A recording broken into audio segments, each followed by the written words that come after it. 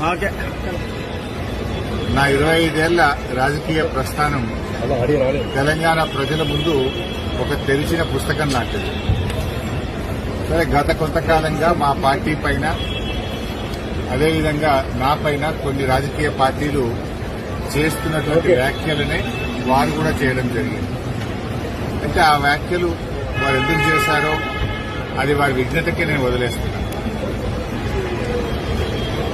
కేసీఆర్ గారి నాయకత్వంలో గత 2.5 దశాబ్దాల కాలంగా ఒక క్రమశిక్షణ కలిగిన కార్యకర్తగా రాష్ట్ర సాధనలో, రాష్ట్ర అభివృద్దిలో నేను చూపిన నిబద్దత, నా పాత్ర అందరికీ తెలిసినటువంటిది. ఈరోజు రాష్ట్రంలో ఎరువులు దొరకక ఒకవైపు రైతులు గోసపడతా ఉన్నారు, మరొక వైపు వరద ప్రాంతాల ప్రజలు అనేక ఇబ్బందుల్లో ఉన్నారు. కేసీఆర్ గారు దశాబ్ద కాలం ఎంతో కష్టపడి నిర్మించిన వ్యవస్థలను, ఒక్కొక్క వ్యవస్థను ఉద్దేశపూర్వకంగా